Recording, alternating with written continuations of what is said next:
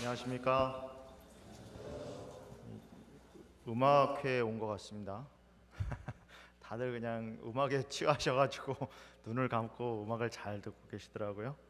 우리 바이올린을 통해서 우리 하나님께 드리는 기도 같은 내용을 전달해 주셔서 감사합니다. 많은 은혜 받았습니다. 우리 성진 씨, 우리 상희 씨랑 같이 앉아 있으니까 보기 좋습니다. 네. 살이 빠진 모습도 보기 좋습니다. 네. 우리 손지한 지사님 오랜만입니다. 우리 이지 지사님 잘 다녀오셨습니까? 예, 반갑습니다. 오랜만에 우리 식구들이 한 자리에 모이니까 보기 좋습니다. 오늘은 요한복음 12장, 18장 12절로 27절에 있는 말씀을 가지고 베드로가 쓰러진 자리라는 제목으로 하나님의 말씀을 전하겠습니다. 오늘 본문이 되는 말씀을 좀 제가 먼저 봉독하도록 하겠습니다. 시몬 베드로와 또 다른 제자 한 사람이 예수를 따르니 이 제자는 대제사장과 아는 사람이라. 예수와 함께 대제사장의 집들에 들어가고 베드로는 문 밖에 서 있는지라. 대제사장을 아는 그 다른 제자가 나가서 문 지키는 여자에게 말하여 베드로를 데리고 들어오니 문 지키는 여종이 베드로에게 말하되 너도 이 사람의 제자 중 하나가 아니냐 하니 그가 말하되 나는 아니라 하고 그때가 추운 고로 종과 아랫사람들의 불을 피우고 서서 쬐니 베드로도 함께 서서 쬐더라. 시몬 베드로가 서서 불을 쬐더니 사람들이 묻되 너도 그 제자 중 하나가 아니냐? 베드로가 부인하여 이르되 나는 아니라 하니 대제사장의 종 하나는 베드로에게 귀를 잘린 사람의 친척이라 이르되 내가 그 사람과 함께 동산에 있는 것을 내가 보지 아니하였느냐? 이에 베드로가 또 부인하니 곧 닭이 울더라. 오늘 본문에 있는 말씀은 베드로가 예수님을 부인하는 장면입니다. 여러분, 삶에 있어서 우리가 실수를 하거나 종종 넘어질 때가 있습니다. 근데 대부분의 경우는요, 삶에 있어서 실수를 하거나 넘어져서가 문제가 아니라 실수나 넘어질 때, 우리가 시험에 들었을 때가 문제가 아니라 시험에 든 다음에 그것을 우리가 어떻게 대하느냐가 문제인 경우가 많습니다. 여러분, 사람이 실수할 수 있습니까? 사람이 잘못할 수 있어요? 잘못할 수 있습니다. 실수할 수 있습니까? 실수할 수 있어요. 때로 넘어질 수 있습니까? 넘어질 수 있어요. 근데 중요한 거는 넘어졌을 때, 실수했을 때, 쓰러졌을 때 그걸 자기가 어떻게 생각하고 극복하느냐가 중요합니다. 한 번 실수는 가능합니다. 한 번은 실수라고 말할 수 있어요. 어떻게 너그럽게 생각하면 두 번도 실수라고 말할 수 있습니다. 그러나 세 번째는 자기가 반복하는 겁니다. 자기가 무시하는 거예요. 그냥 인정하는 겁니다. 실수했을 때, 잘못했을 때 그것을 교훈 삼아서 어떻게 해야 될지 생각하지 않는다는 거예요. 오늘 말씀의 제목을 베드로가 쓰러진 자리라고 잡았습니다. 베드로도 실수하는 모습이 오늘 본문을 통해서 나옵니다. 오늘 본문을 통해서 여러분들과 함께 살펴보고자 하는 말씀의 뜻은 그렇습니다. 베드로는 왜 그 자리에서 실수했을까? 그 실수를 통해서 우리가 배울 수 있는 것은 무엇일까? 베드로는 하루가 되기 전에 24시간이 흐르기 전에 예수님 앞에 이런 고백을 했던 사람입니다. 내가 예수님을 위하여 목숨을 버리겠나이다.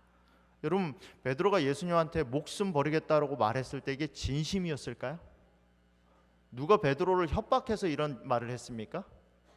베드로가 이 말했을 때 베드로는 진심이었습니다. 자기의 마음 있는 그대로 진실로 예수님을 그만큼 사랑했고 진심으로 예수님에게 내가 내 목숨을 다해서 목숨을 버려서 예수님을 사랑하겠습니다라고 고백한 건 그건 정말이었습니다.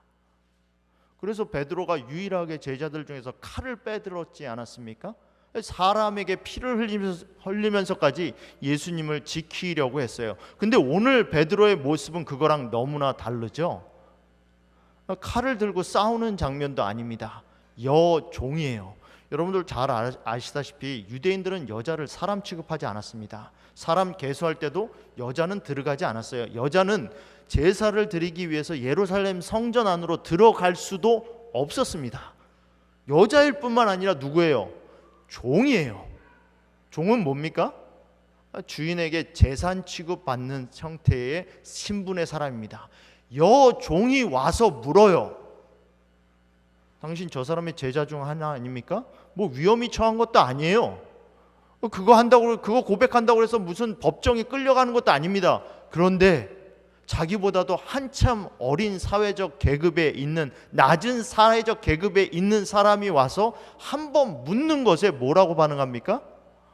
예수님을 모른다고 부정합니다. 거기서 예수님을 고백하는 데 있어서 실패하지요. 베드로는 왜 그랬을까?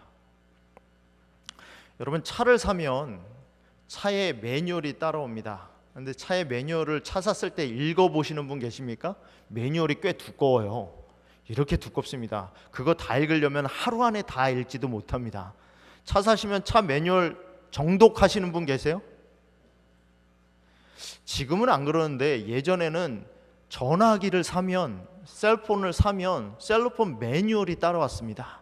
그 매뉴얼도 꽤 두꺼웠어요. 지금은 아무도 안 읽으니까 매뉴얼이 안 따라와요. 그냥 한 장짜리. 근데 예전에는 기억나세요?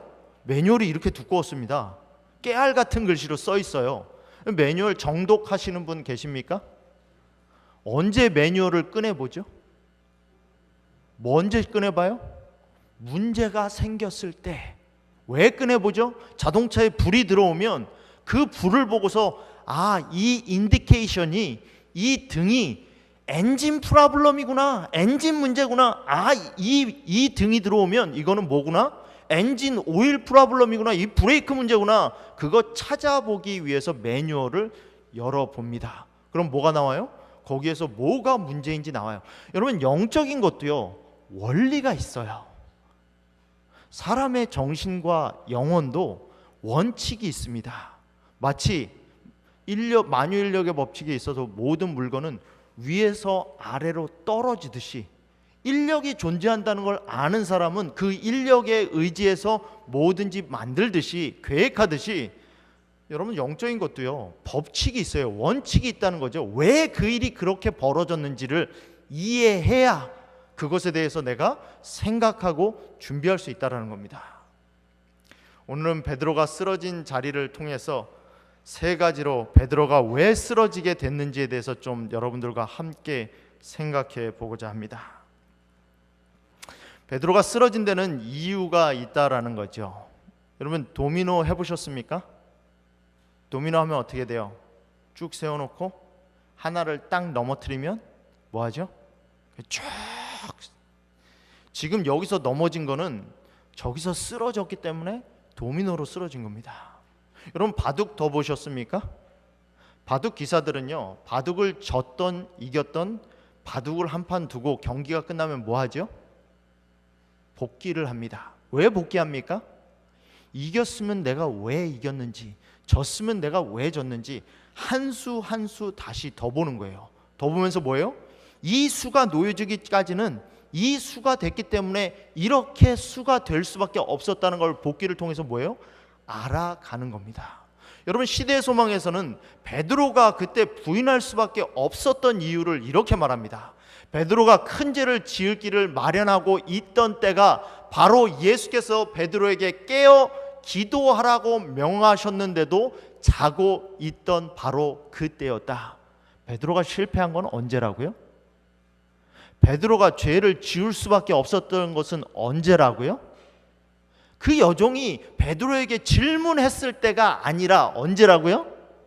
예수님이 깨워서 기도하라고 했을 때, 기도하지 않았을 때, 그때 이미 베드로는 죄를 지을 수밖에 없는 길을 뭐하고 있었다? 마련하고 있었다. 그 결정적인 순간에 잠을 잤으므로 제자들은 모두 큰 손실을 당했다. 그리스도께서는 그들이 통과할 불같은 시련을 아셨다. 왜 기도하라고 하셨다고요?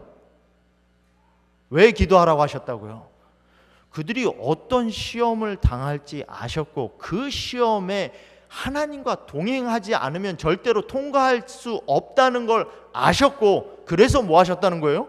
하나님과 같이 하기 위해서 뭐 하셨다는 거예요? 그때 기도하라고 하셨다는 거예요. 여러분, 내가 오늘 하루 가운데서 실패한 자리가 있다면 내가 기도하지 않았기 때문에 그 실패는 이미 준비되고 계획된 실패라는 것을 기억하시기 바랍니다. 그분은 어떻게 사단이 그들의 감각을 마비시켜서 그들로 시련을 대비하지 못하도록 할 것인지를 아셨다. 우리는 아직 모르죠. 사단이 우리를 어떻게 시험할지, 어떻게 넘어뜨릴지. 그러나 하나님은 아시기 때문에 그때 우리에게 필요한 걸 명하신다는 거예요. 그러므로 예수께서는 그들에게 경고를 주셨던 것이다. 동산에서 깨어 기도하면서 시간을 보냈더라면 베드로는 자기 자신의 연약한 힘만을 의지하도록 버려지지 않았을 것이다. 그는 주님을 부인하지 않았을 것이다.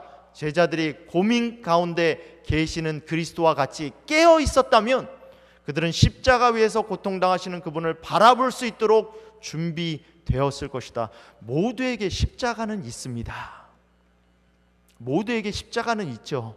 근데 십자가에 같이 바라보지 못하는 것은, 십자가를 같이 쳐다보지 못하는 것은, 그리고 모두 십자가에서 도망가는 이유는 그 십자가로 가는 길에 기도하지 않았기 때문이라고 엘렌 G 화이트는 말합니다. 여러분, 우리에게 십자가가 다가올 때 그 십자가를 준비하지 못한 이유는 기도하지 않았기 때문이에요. 내가 그렇게 행동할 수밖에 없었던 이유는 너무 자연스러운 거예요. 사람이 밥 때 되면 밥 먹는 게 자연스럽듯이, 목마르면 물 마시는 게 자연스럽듯이, 나에게 위험이 닥치면 나를 위험에서부터 보호하려는 것은 너무나 자연스러운 거예요. 자연스러운 일에서 내가 거듭나기 위해서는 부자연스러운 일도 그게 초자연적인 것 아닙니까?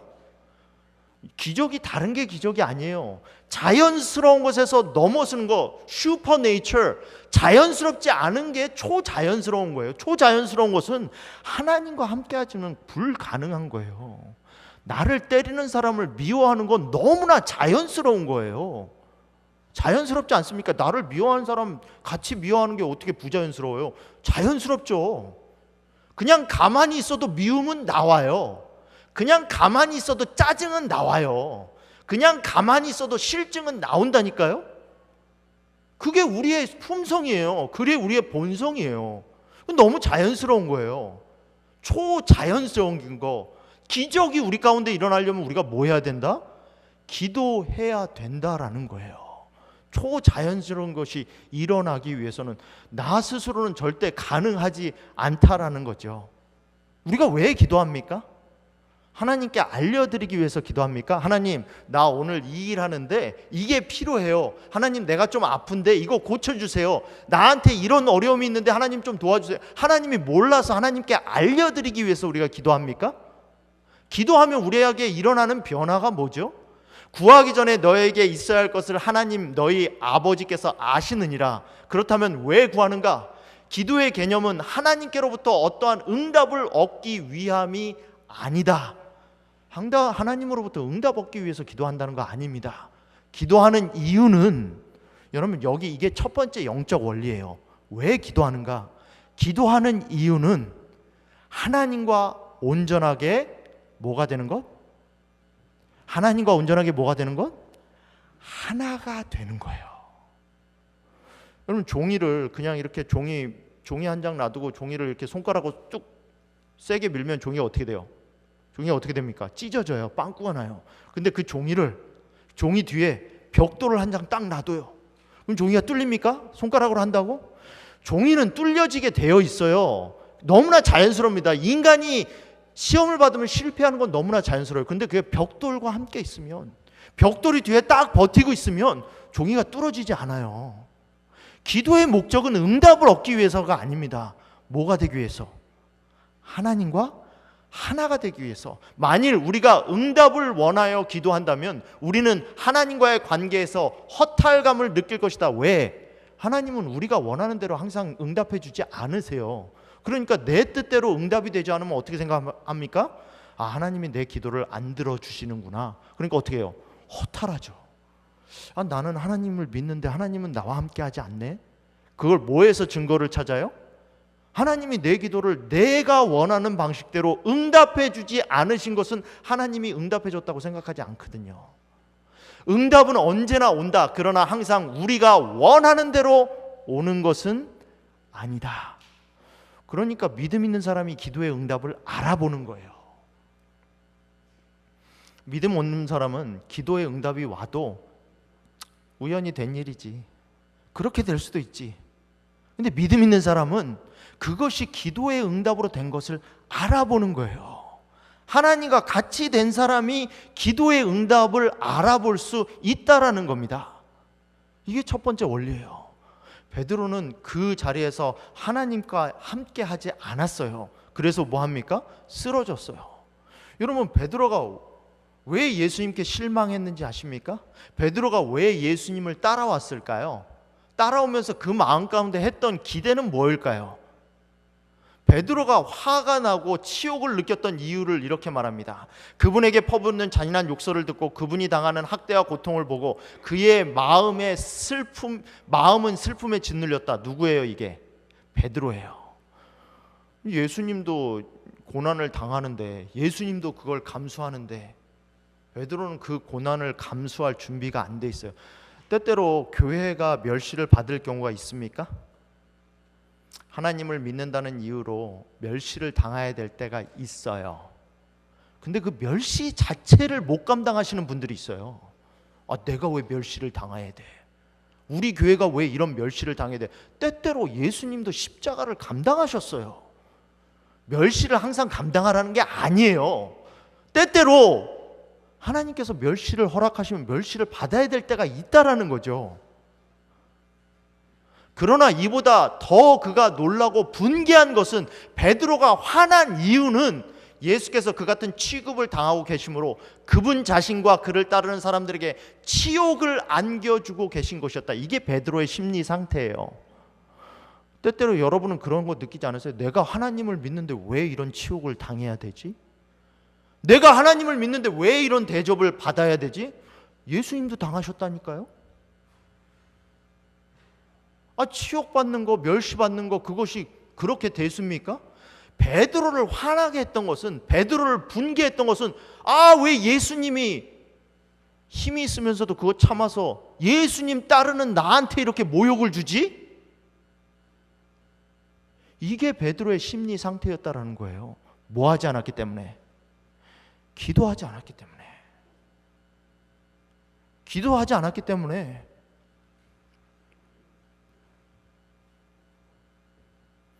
한 여자가 상점에 왔어요. 상점에서 물건을 구입했는데 그 안에 치즈의 머리카락이 들어 있었습니다. 그래서 화가 난 여자가 상점을 찾아옵니다. 단단히 화가 난 여성. So, I bought this cheese here. It cost me $40 and there is a hair stuck to it. Oh yeah, we can take that back. Wait, what? 직원의 쿨한 반응에 Oh, 상당히 당황하는데요. Take this. Your next purchase is on us. 이에 여성은 오히려 아쉬워합니다. 그러자 직원은 Did you want to fight? yes, please. I would like to have a little bit of a fight. 흔쾌히 수락하죠. Where's So- your receipt? I don't have a I can't receipt. take it back without a receipt. Oh yeah, well, the name of the store is stamped on the cheese. How do I Okay. know you didn't just beat up somebody and steal it? 그렇게 치열한 공방전이 펼쳐지고 I am going to go on Yelp and I am going to give this place a scathing review. Scathing. 1점짜리 리뷰로 협박하는 여성. Oh my god, you scared me so much. Please Yeah. take our money. 직원은 결국 패배를 선언합니다. Thank you. Was that so hard? It's called customer service. Fine. Thank you. Fine. Thank you. That was You're really so so welcome. A lot of people really like that. 그렇게 여성은 기분 좋게 하루를 시작하죠. 여러분, 이 여자가 왜 상점에 다시 찾아왔어요? 목적이 뭡니까? 자기가 부당하게 대한 것에 대해서 물건을 교환하기 위해서 온 게 목적이었나요? 진정한 목적은 뭐예요? 자기 화풀이. 내 화풀이를 좀 다 받아달라는 거죠. 그 상점에 이 종업원이 너무 쿨하게, 아, 맞다고, 이 40불 여기 있다고, 다음에 살 때 여기 공짜로 살 수 있는 이 기프트 카드도 여기 있다고. 그러니까 이 여자가 뭐예요? 아쉬워요. 좀 싸워야 되는데, 내 화를 풀어야 되는데, 이런 진정한 목적이 뭐죠? 우리는 때때로 우리가 가지고 있는 진정한 목적을 혼동할 때가 있어요. 정말 하나님께 기도하는 이유가, 정말 하나님께 매달리는 이유가, 우리가 그것을 추구하는 이유가 나의 자아 실현입니까? 아니면 하나님의 정의 구현입니까? 하나님의 뜻을 따르는 것입니까? 여러분, 기도는 뭐예요? 기도는 나와 하나님을 하나 되게 하는 거예요. 어떻게 하나가 되죠? 여러분, 마음이 맞지 않는 사람하고 여행해 보셨습니까? 마음이 맞지 않는 사람하고 여행하면 힘들어요. 왜 힘들죠? 나는 여기서 쉬고 싶은데 저 사람은 좀 더 가서 보고 싶어요. 나는 시원한 거 먹고 싶은데 이 사람은 뜨거운 거 먹고 싶어요. 그럼 여행이 즐겁지가 않아요. 여행이 즐거우려면 어떻게 돼요? 한 사람이 죽어야 돼요. 내가 왜 하나님께 기도하죠? 기도하면 우리가 얻는 게 뭡니까?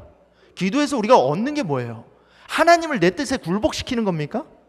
하나님과 하나가 된다는 게 무슨 뜻이죠? 하나님과 하나가 된다는 것은 하나님 뜻에 내가 굴복되는 거예요. 하나님을 내 뜻에 굴복시키려고 하지 마세요. 결론을 정해놓고 하나님 이렇게 돼야 됩니다가 아닙니다. 기도할 때는 어떻게 하는 거예요? 하나님께 가서 하나님의 뜻에 나를 굴복시키는 거예요. 내 감정을 내려놓는 겁니다. 어떻게 하는 거예요? 하나님이 인도하시는 대로 가는 거예요. 그게 뭐예요? 그게 기도예요. 베드로가 기도하지 않았다는 건 무슨 뜻입니까? 기도하면 다 하나님 시험에 이길 수 있는 준비가 된다는 말이 아니에요. 기도하는 것은 뭐예요? 하나님과 하나가 된다는 건 뭡니까? 내가 죽는 거예요. 하나님이 사는 겁니다. 그게 뭐죠? 그게 기적이에요. 여러분, 내가 죽을 때마다 내 속에선 기적이 일어나는 거예요. 나를 죽이기가 쉽습니까? 분명히 저 사람이 잘못한 걸 알아요. 저 사람이 틀린 거 압니다. 그런데 나를 죽이기가 쉬워요? 쉽지 않아요. 그런데도 내가 죽을 때 그게 기적이에요. 그게 언제 가능합니까? 기도할 때 가능해요. 기도할 때. 베드로가 쓰러진 이유가 거기 있어요. 기도하지 않았다는 이유가 거기 있습니다. 우리의 영적 허탈감은 우리가 기도를 통해 주님과 하나가 되는 것을 거절했다는 사실을 보여줄 뿐이다. 신앙하다 허탈할 때마다 그걸 기억하세요. 내가 하나님과 하나가 되지 않았구나. 우리는 하나님이 우리의 기도에 응답하신다는 사실을 증명하기 위해 존재하는 것이 아니라 하나님의 은혜의 살아있는 증거품으로 존재한다. 무슨 뜻이에요? 여러분, 하나님은 내 기도를 응답해 주기 위해서 존재하지 않아요. 이해 가십니까? The other way around이에요. 내가 존재하는 게 하나님의 은혜가 살아있다라는 증거라는 거예요. 김광년이가 오늘 이 자리에 서서 설교할 수 있다라는 것, 인간의 가치가 그렇게도 없고 인격적으로 그렇게도 미숙한 김광년이가 오늘 이 자리에 서서 설교할 수 있다는 것이 하나님이 살아계셔서 그 은혜로 김광년이 삶에 역사하신다는 증거라는 거예요. 내가 기도한 증거로 하나님이 존재하시는 게 아니라 우리는 자꾸 내가 기도하는 것을 가지고 하나님이 존재하는 증거로 삼아요. 하나님이 살아계시다면 이렇게 응답돼야 됩니다. 그 기도가 뭐예요? 하나님을 나의 증거로 사용하는 거예요. 그거 아니라는 거예요. 오늘 내가 여기 살아서 하나님을 믿고 존재한다는 것 자체가 하나님이 살아계시다는 뭐예요? 증거라는 거예요. 아멘 아닙니까? 두 번째는 죄의 속성입니다. 베드로는 부인해서 멈추지 않았다는 거죠. 여러분, 베드로가 예수님을 부인하는 과정을 보면 죄가 어떤 속성으로 존재한다는 것을 알게 돼요. 여러분, 죄의 속성을 좀 아셔야 돼요. 오늘 우리가 알아보는 것은 영적인 원리를 좀 알아보는 거예요. 이런 영적인 원리에서 우리가 이렇게 작동된다는 것, 이런 상황까지서 우리가 이런 판단을 내린다는 것을 좀 알아보고자 하려는 것입니다. 요한복음에서는 베드로가 3번 부인하는 모습을 보입니다. 오늘 본문 가운데서 베드로는 3번 예수님을 부인하죠. 그 예수님을 부인한 이유를 이 시대소망은 이렇게 설명해요. 여러분, 여기에 들어오는 사람 가운데 이 대제사장의 신문하는 자리에 베드로 말고 제자가 또 들어왔습니까? 몇 명의 제자가 들어왔어요? 2명의 제자가 들어왔어요. 첫 번째 제자는 대제사장과 아는 사이예요. 그래서 들어올 수 있었어요. 두 번째 베드로가 들어올 때는 베드로는 모르는 사람이기 때문에 문을 통과하지 못했어요. 그래서 이 제자가 다시 나가서 뭐합니까? 이 사람 내가 아는 사람이니까 좀 들여보내줘. 다시 말해서 이 첫 번째 들어오는 제자는 예수님의 제자라는 것을 이미 알고서 대제사장이 들어오게 해준 사람이라는 거예요. 자신의 신분이 예수의 제자라는 걸 이미 알고 들어왔다는 거예요. 베드로는 들어왔어요. 근데 예수님의 제자라는 걸 몰라요. 이해가십니까? 상황이? 이런 상황이에요. 이 첫 번째 들어온 제자, 이름이 밝혀지지 않은 이 제자는 아예 관심도 없어요. 다른 사람들이 나에 대해서 아는지 모르는지. 근데 베드로는 뭐예요? 자기 자신을 굳이 숨기려고 해요. 제자 요한은 재판정에 들어갈 때 그가 예수님을 따르는 자라는 사실을 감추려고 하지 않았다. 그는 주님을 욕하고 있는 사나운 무리들에 섞이지 않았다. 베드로는 섞이지 않았다는 거예요. 다른 사람들하고. 그는 거짓된 성격을 가장하여 자신을 의심받게 하지 않으므로 그는 질문도 받지 않았다. 요한은 척하지 않았다는 겁니다. 우리 보통 척할 때 있잖아요. 사람들과 좀 민글되게 하기 위해서 내가 그리스도인이라는 거, 내가 안식일 교인이라는 게 드러나면 내가 좀 불이익을 당할 것 같으면 뭐합니까? 민글하죠. 섞이죠. 누군가 나를 재림교인으로 그리스도인으로 알아주길 원하지 않죠. 특별히 뭐 할 때? 거래할 때, 내가 내 이득을 수호해야 될 때. 베드로가 지금 그랬다는 거예요. 베드로는 그의 진정한 신분을 나타내려고 하지 않았다. 무관심한 태도를 가장함으로 그는 자신의 원수편에 두었으며 쉽게 유혹의 밥이 되었다. 여러분, 걔는 가장 뭐가 발달했습니까? 후각이 발달했어요. 후각이 가장 발달했습니다. 그래서 몇 킬로에 떨어져 있는 데서 냄새를 맡아도 그걸 따라가요. 걔는. 여러분, 죄도 냄새를 맡아요. 사단도 뭐합니까? 냄새를 맡아요. 이 사람이 두려워하는지, 이 사람이 이것을 숨기고자 원하는지, 이 사람이 이걸 수치로 여기는지, 이 사람이 이걸 부끄러워 여기는지, 이 사람이 이걸 자랑하는지, 이 사람이 이것에 자신이 있는지. 그래서 뭐합니까? weak spot, 거기를 치면, 쓰러지면 알만한 곳을 사단은 쳐요. 사단도 냄새를 맡아요. 요한한테는 와서 묻는 사람이 없었어요. 너도 예수님 제자지? 묻는 사람이 없었다니까요. 근데 누구한테만 물어요? 베드로한테만 물어요. 왜? 베드로는 아닌 척 하려고 했거든요. 거기에 섞이려고 했거든요. 마땅히 피해야 할 자들과 사귐으로 그들은 유혹의 길에 저희 자신을 방치해 둔다.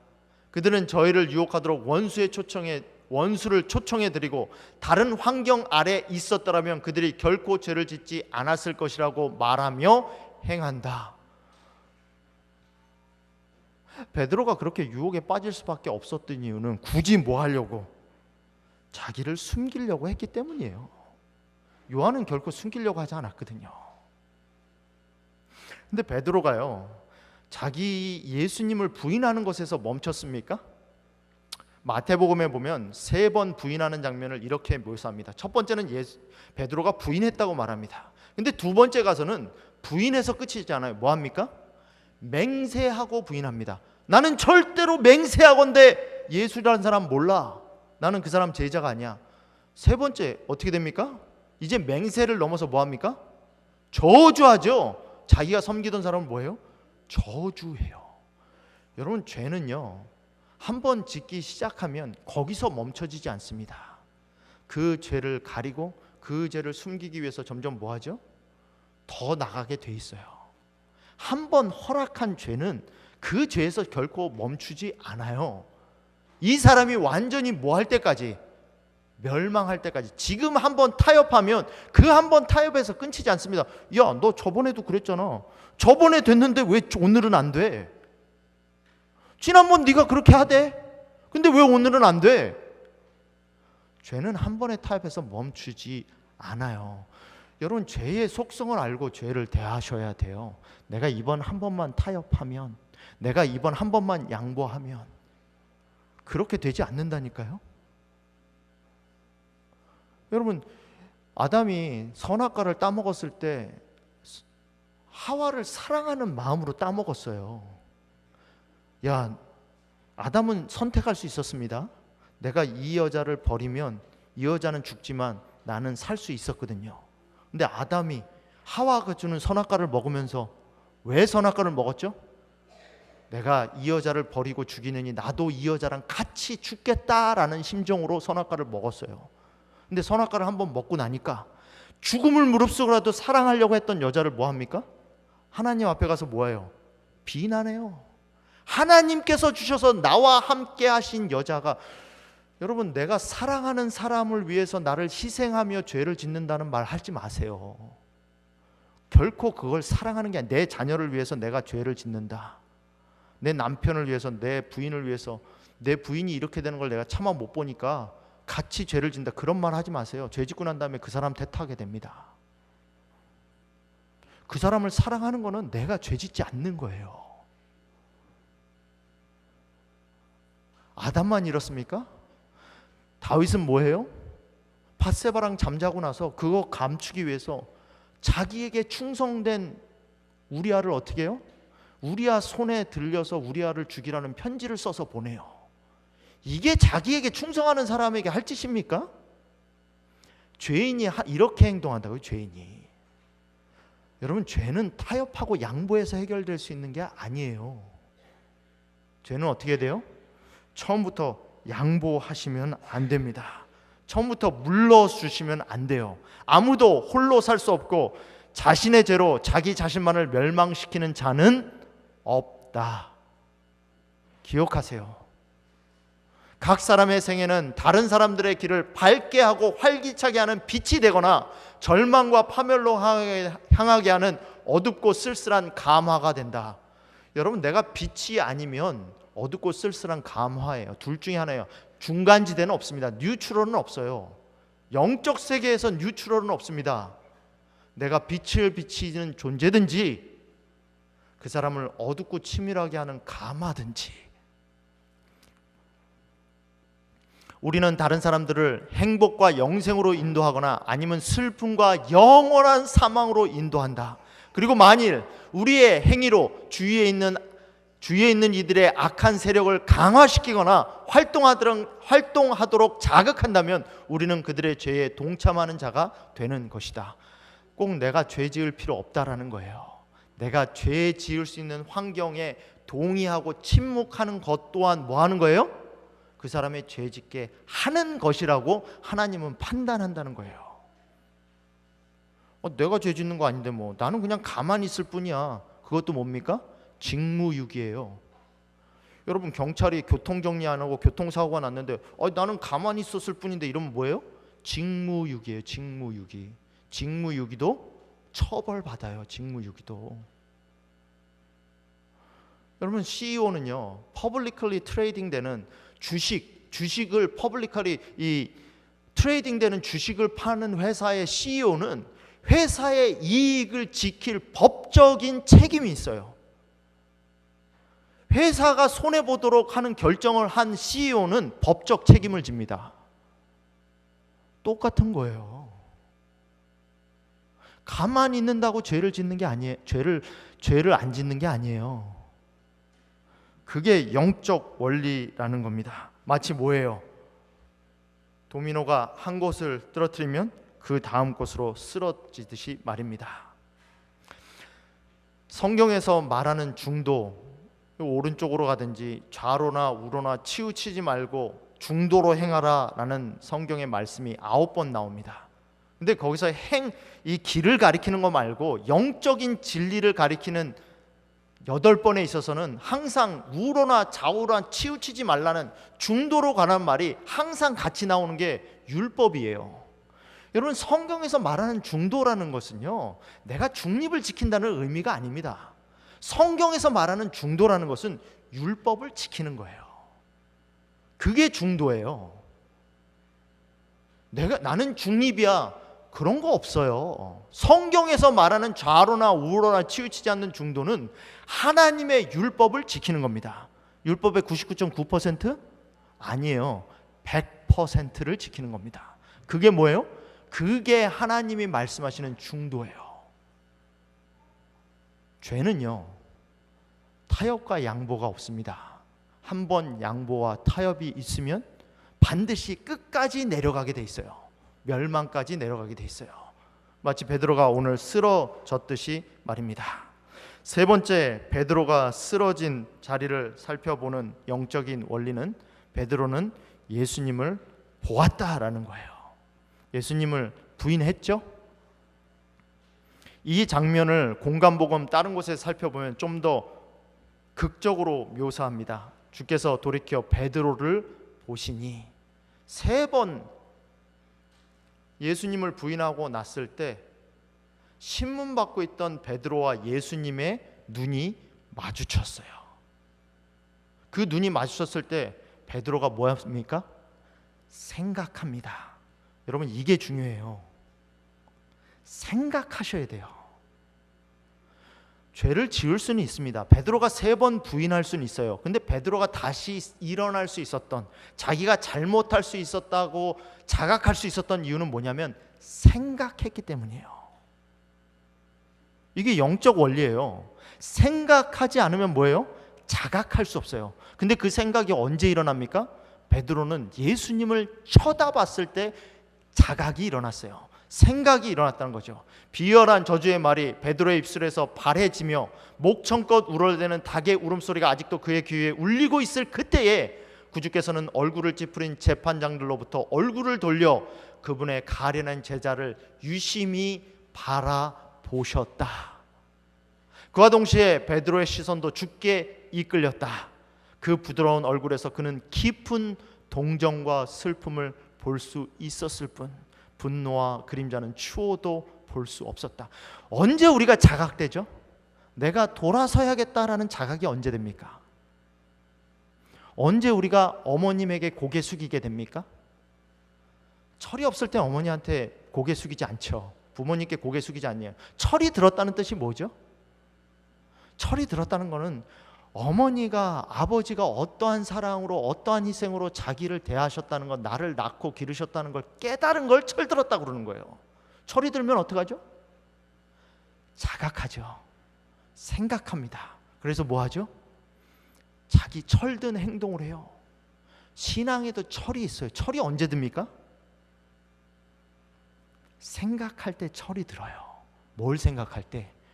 예수 그리스도의 사랑을 자각할 때, 예수 그리스도를 바라보고 예수 그리스도의 시련과 예수 그리스도의 시험 가운데서 그가 나를 위하여 어떤 희생을 치르셔서 나를 구하셨는지 그의 사랑을 뭐 할 때? 자각할 때. 그게 생각이에요. 여러분, 아이를 길러보시지 않지만 때려서는 말을 듣지 않아요.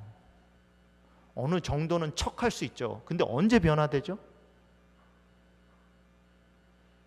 아이가 부모의 사랑을 깨달을 때 변화가 돼요. 신앙도 마찬가지예요. 옳아서 변화되지 않습니다. 합리적이라서 변화되지 않아요. 언제 변화되죠? 하나님의 은혜를 받고 나면 깨달아져요. 그게 자각이에요. 그게. 그 자각이 있어야, 그걸 생각해야 무슨 변화가 일어난다는 겁니까? 구주께서는 다락방에서 그날 밤에 그가 3번씩이나 주님을 부인하고 말씀하셨을 때 자신이 슬퍼하던 일을 기억하였다.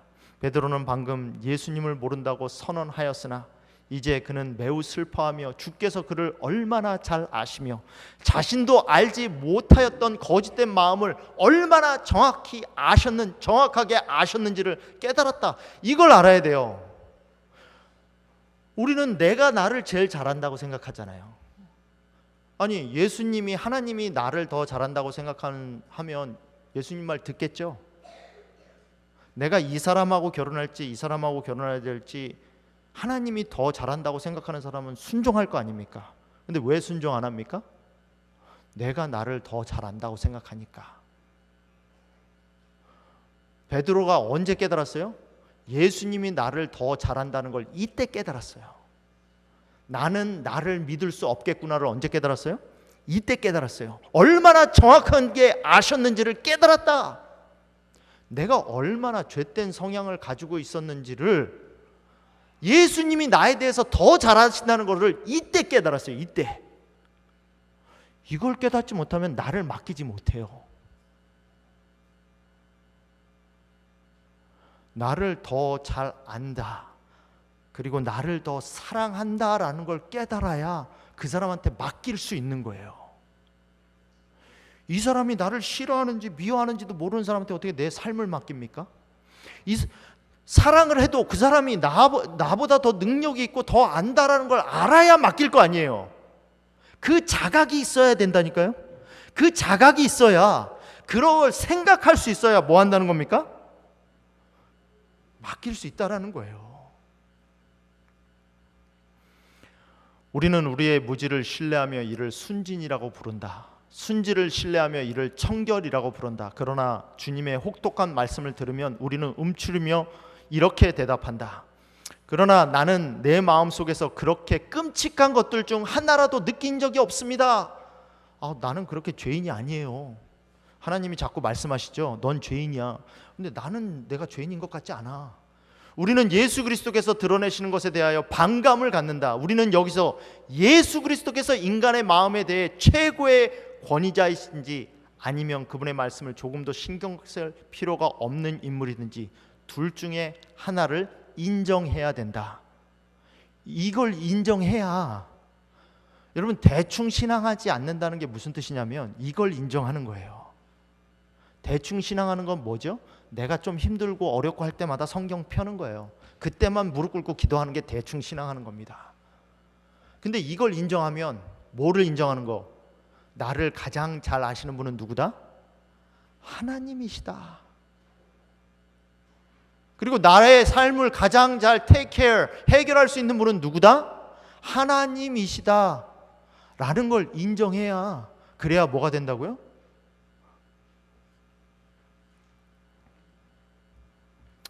사람의 생각은 자기가 살아온 삶의 결론입니다. 나는 20년의 수용생활, 감옥에서 생활한 거죠.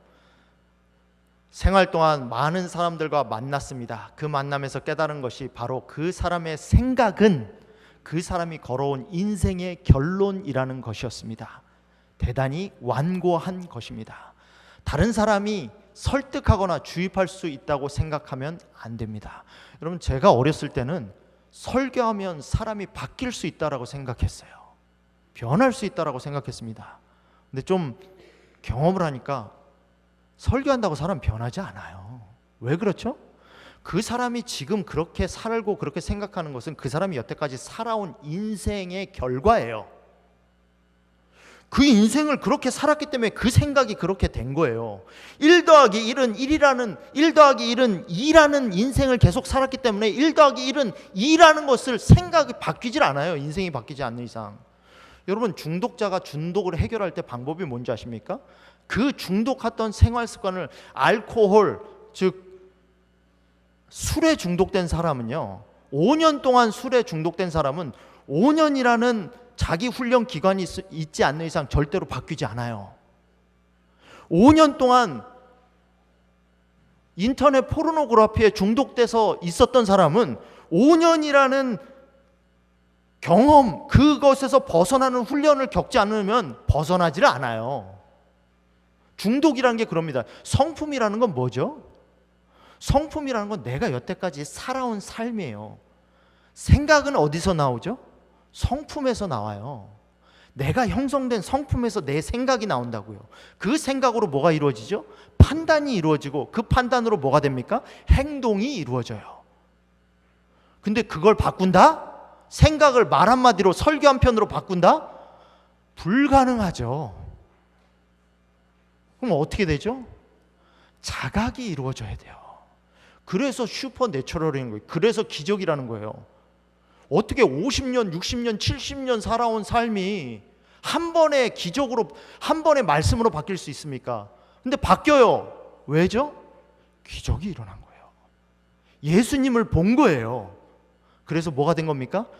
자각이 된 거예요. 자각이. 생각이 된 거예요. 생각이 되니까 뭐예요? 내가 바뀌는 거예요. 그래서 성경은 우리 보고 자꾸 뭐라고 합니까? 생각하라고 말해요. 여러분, 생각하셔야 돼요. 생각. 신명기 32장 7절에 보면 연대를 생각하라. 뭐예요? 옛날을 생각하라는 거예요. 하나님이 나를 어떻게 인도해 주셨는지, 하나님이 그 사건 가운데서 나를 어떻게 실패하게 하셨는지 뭐 하라는 거예요? 내가 살아온 삶을 생각하라는 거예요. 생각하라고 했잖아요. 역대의 옛날을 기억하라. 역대의 연대를 뭐 하라? 생각하라. 까마귀를 생각하라. 여러분, 밖에 나다니는 까마귀를 하나님이 돌보십니까? 까마귀가 내일 먹을 음식을 쟁겨놓는 거 보셨어요? 까마귀만 봐도 먹고 사는 거 걱정하지 않아요. 생각하라는 거예요.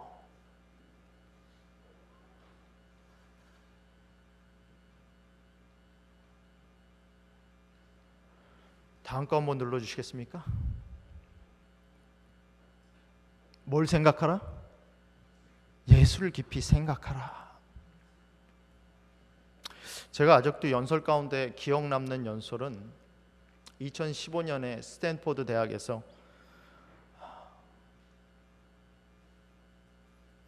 애플 창업자가 누구죠? 갑자기 이름이 생각이 안 나나요?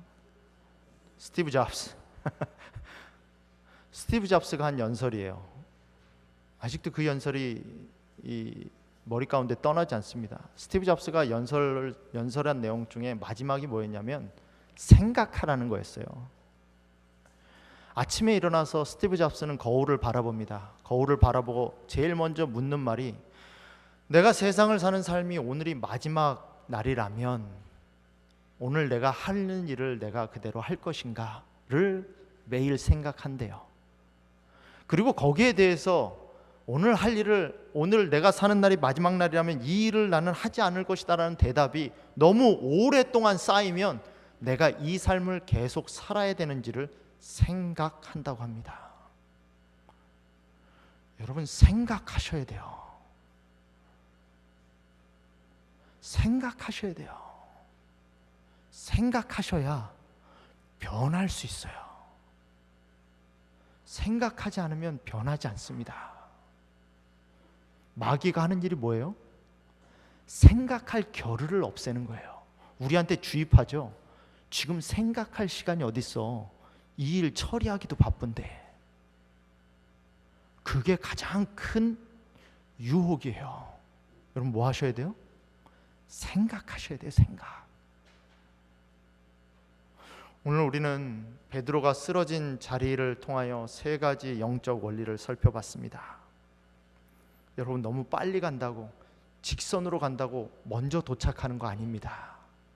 우리가 살아가고 있는 삶을, 내가 살아가고 있는 오늘의 삶을 생각할 수 있는 우리가 되기를 바랍니다. 생각해서 우리가 살아가야 되는 길이 중도의 길인지 아닌지를 되새기며 그 중도의 길로 나의 삶을 끌고 나아갈 수 있는, 예수 그리스도를 의지하여 그곳으로 나아갈 수 있는 저와 여러분이 되기를 바라면서 오늘 말씀을 마치겠습니다.